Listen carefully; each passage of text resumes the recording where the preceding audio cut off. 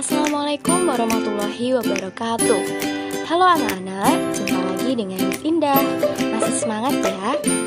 Oke, pada pertemuan sebelumnya Miss Indah sudah berkenalan satu-satu nih dengan kalian.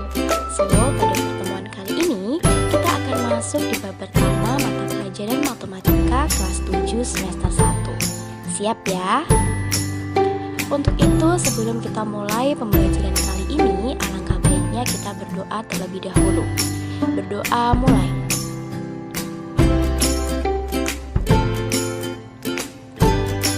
Selesai. Ada yang sudah tahu di kelas 7 materi apa yang pertama akan kalian pelajari? Ya, betul. Sesuai dengan judul video pembelajaran ini, bab 1 matematika kelas 7 semester 1 adalah bilangan. Nah, tentu kalian tidak asing kan ya dengan istilah bilangan? Karena kalau belajar matematika ya pasti belajar tentang bilangan, bukan? Nah, coba dong sebutkan jenis bilangan apa saja yang sudah kalian kenal dan pelajari di SD dulu. Tulis di buku catatan ya. Anak-anak, pada bab 1 ini yang akan kalian pelajari meliputi 1. Membandingkan bilangan bulat. 2. Operasi penjumlahan dan pengurangan bilangan bulat. 3. Operasi perkalian dan pembagian bilangan bulat. 4. Membandingkan bilangan pecahan. 5. Penjumlahan dan pengurangan bilangan pecahan. 6. Perkalian dan pembagian bilangan pecahan. 7. Mengenal bilangan berpangkat bulat positif. Dan terakhir, kelipatan persekutuan terkecil atau KPK dan faktor persekutuan terbesar atau FPB. Namun, pada video pembelajaran ini tidak akan saya bahas semuanya ya. Pertemuan kali ini kita akan fokus belajar terkait bilangan bulat. Mulai dari pengertian bilangan bulat, membandingkan bilangan bulat, hingga operasi penjumlahan, pengurangan, perkalian, dan pembagian pada bilangan bulat. Oke, yuk kita mulai ke pembahasan pertama. Karena katanya kalau tak kenal maka tak sayang, kita kenalan dulu yuk dengan bilangan bulat. Masih ingatkah kalian dengan garis bilangan? Nah, coba perhatikan garis bilangan yang ada pada slide ini. Ada bilangan cacah ya di sana. Bilangan cacah merupakan bilangan-bilangan mulai dari 0, kemudian 1, 2, 3, 4, 5, dan seterusnya atau hingga positif tak hingga. Nah, kalau bilangan bulat adalah gabungan bilangan cacah dan bilangan negatif. Sehingga coba kalian simpulkan bilangan-bilangan berapa saja sih yang termasuk bilangan bulat dengan mengisi titik-titik yang ada pada pertanyaan 2. Pembahasan selanjutnya membandingkan bilangan bulat.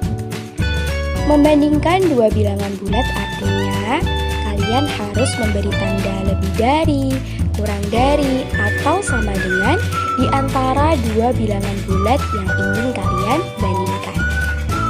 Ada dua catatan di sini. Pertama, untuk membandingkan dua bilangan bulat yang mendekati 0 atau angka penyusun bilangan tersebut sedikit, lihat posisi bilangan tersebut pada garis bilangan. Bilangan yang lebih besar selalu berada di kanan bilangan yang lebih kecil. Sebagai contoh, kita diminta untuk mengisi titik-titik yang ada dengan tanda lebih dari, kurang dari, atau sama dengan. Yang pertama, kira-kira di antara angka 0 dan 6, tanda apa yang harus kita tuliskan? Nah, kita lihat di garis bilangan. Ternyata angka 6 berada di sebelah kanan angka 0, sehingga yang lebih besar adalah angka 6. Sehingga tanda yang harus kalian tuliskan adalah tanda kurang dari. Sedangkan soal yang kedua, tanda apa yang harus kita tuliskan di antara angka negatif 4 dan 1? Jelas, tanda yang harus kita tuliskan adalah tanda kurang dari. karena angka 1 lebih besar atau berada di sebelah kanan dari angka negatif 4 pada garis bilangan. Untuk catatan yang kedua, untuk membandingkan bilangan bulat positif yang sangat besar atau bilangan bulat negatif yang sangat kecil, amati angka-angka penyusunnya. Sebagai contoh, tanda apa yang harus kita tuliskan di antara bilangan 126.762 dan 46.347? Jelas tanda lebih dari, karena 126.762 tentu lebih besar dari 46.347. Kita bisa lihat dari angka-angka penyusunnya bahwa angka yang pertama terdiri dari 6 angka, sedangkan angka yang kedua hanya terdiri dari 5 angka. Sehingga jelas yang lebih besar adalah angka yang terdiri dari 6 bilangan. Untuk contoh soal yang kedua, manakah yang lebih besar dari min 5123 dengan min 121.098? Kita lihat saja bahwa angka penyusun dari bilangan pertama ada 4, sedangkan angka penyusun pada bilangan kedua ada 6 angka. Namun kita perhatikan, ternyata kedua-duanya adalah bilangan negatif, sehingga jelas yang lebih besar adalah bilangan dengan angka penyusun yang lebih sedikit. Nah, untuk menguji pemahaman kalian terkait membandingkan bilangan bulat, silakan kalian jawab pertanyaan 3, 4, dan 5. Tuliskan dalam buku catatan kalian ya.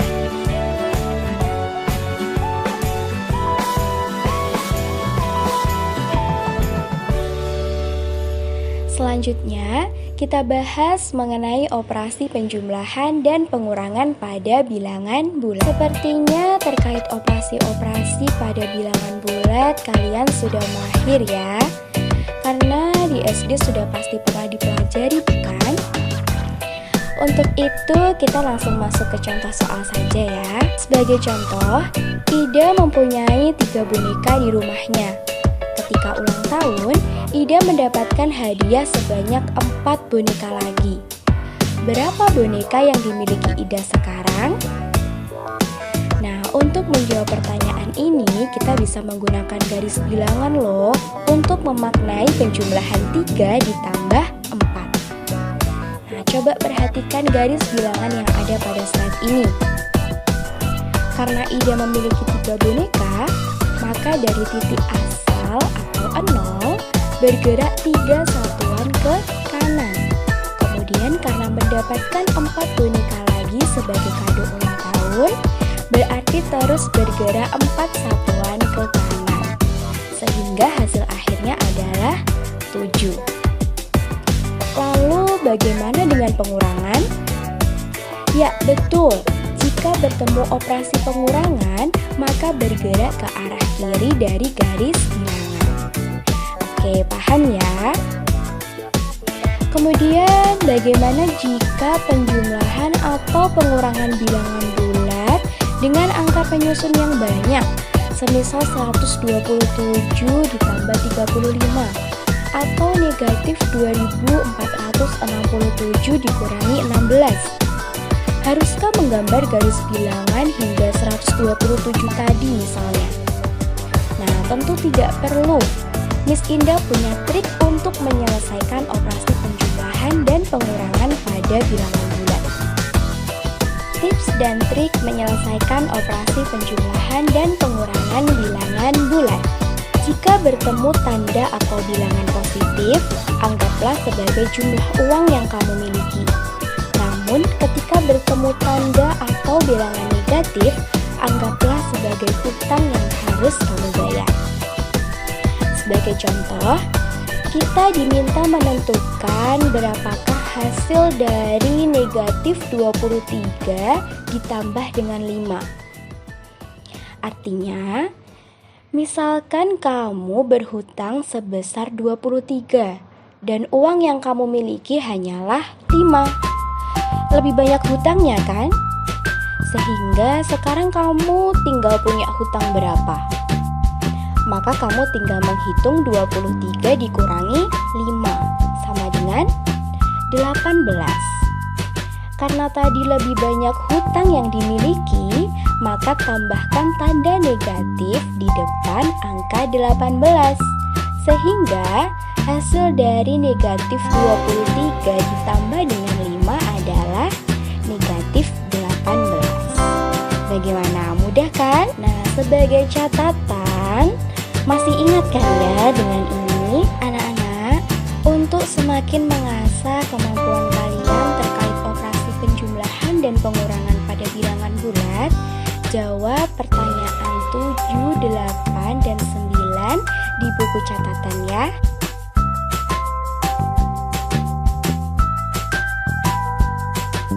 Selanjutnya, mari kita bahas operasi perkalian dan pembagian bilangan bulat. Tahukah kalian bahwa ternyata konsep ini berkaitan dengan konsep ketakwaan loh?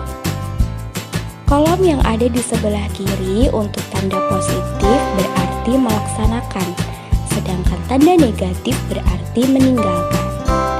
Kolom selanjutnya, tanda positif berarti perintah dan tanda negatif berarti larangan. Kemudian kolom yang ada di sebelah kanan untuk tanda positif berarti takwa dan tanda negatif berarti tidak takwa. Kalian perhatikan baris pertama pada tabel 2. Ketika kita melaksanakan perintah, kita disebut orang bertakwa. Dan ketika kita melaksanakan larangan, maka kita disebut sebagai orang yang tidak bertakwa. Nah, tugas kalian silakan mengisi kolom yang ada di paling kanan pada baris ketiga dan 4. Untuk operasi pembagian, sifat-sifatnya sama dengan operasi perkalian. Jadi misalnya, ketika kalian ingin membagi dua bilangan bulat, di mana salah satu dari bilangan bulat tersebut adalah bilangan negatif, maka hasil pembagian dari dua bilangan bulat tersebut berupa bilangan negatif. Selanjutnya, bagaimana jika keempat operasi tadi, penjumlahan, pengurangan, perkalian, dan pembagian digabungkan? Nah, tentu ada aturan yang harus kalian perhatikan mengenai operasi hitung campuran. Yang pertama, operasi yang berada dalam tanda kurung dikerjakan terlebih dahulu. Yang kedua, dahulukan perkalian dan pembagian sebelum penjumlahan dan pengurangan. Yang ketiga, jika ada perkalian dan pembagian tanpa tanda kurung, kerjakan berurutan dari kiri ke kanan. Dan yang terakhir, jika ada penjumlahan dan pengurangan tanpa tanda kurung, kerjakan juga berurutan dari kiri ke kanan. Oke, saya rasa ini bukan hal yang baru ya bagi kalian. Untuk itu, silahkan kalian kerjakan 3 latihan soal yang ada dengan tentunya memperhatikan aturan yang sudah saya sebutkan sebelumnya, yakni tentang aturan operasi hitung campuran. Terakhir, yuk kita bahas soal-soal cerita yang berkaitan dengan operasi-operasi pada bilangan bulat yang meliputi penjumlahan, pengurangan, perkalian, ataupun pembagian. Nah, di sini ada 2 soal ya. Soal yang pertama, suhu udara di puncak gunung -5 derajat Celcius. Karena hari ini hujan, suhunya turun lagi 8 derajat Celcius. Maka suhu udara di puncak gunung tersebut adalah... Nah, seperti biasa, apabila ada soal cerita, kalian harus menuliskan apa yang diketahui dan juga ditanyakan. Nah, di situ yang diketahui pertama adalah suhu awal atau T1. Nah, kira-kira suhu awalnya berapa ya? Silahkan diisi titik-titik yang ada. Kemudian diketahui juga penurunan suhu atau apa ya? Coba kalian cari tahu. Sebesar 8 derajat Celcius. Karena merupakan penurunan suhu, maka kita bisa tuliskan sebagai -8 derajat Celcius. Kemudian yang ditanyakan adalah T2. Kira-kira apa ya T2 itu? Nah, silahkan kalian isikan pada titik-titik yang ada. Nah, kemudian untuk menjawabnya, kita tahu bahwa rumus dari perubahan suhu adalah suhu akhir dikurangi suhu awal. Nah, dari sini kalian tahu ya. Jadi kalian bisa paham, kemudian bisa mengisi titik-titik yang ada. Sehingga kalian nanti bisa menemukan T2 itu berapa ya. Di situ disebutkan bahwa T2 adalah bilangan yang jika dijumlahkan dengan 5 hasilnya -8. Nah, coba kalian cari bilangan berapakah itu? Untuk soal yang kedua, pedagang buah-buahan mempunyai 9 kardus buah apel. Setiap kardus berisi 150 buah apel yang akan diberikan kepada 30 orang pedagang eceran dalam jumlah yang sama. Jumlah buah apel yang diterima setiap pedagang eceran tersebut adalah... Oke, seperti biasa kita tulis dulu yang diketahui. Yang diketahui adalah pedagang buah memiliki 9 kardus apel yang tiap kardusnya berisi 150 buah apel. Kemudian diketahui juga bahwa pedagang buah akan mendistribusikan buah apel ke 30 pedagang eceran. Kemudian yang ditanyakan adalah jumlah buah apel yang diterima setiap pedagang eceran. Kira-kira berapa ya? Nah, cara menyelesaikannya adalah kita tentukan dulu jumlah seluruh buah apel yang dimiliki oleh pedagang buah tadi.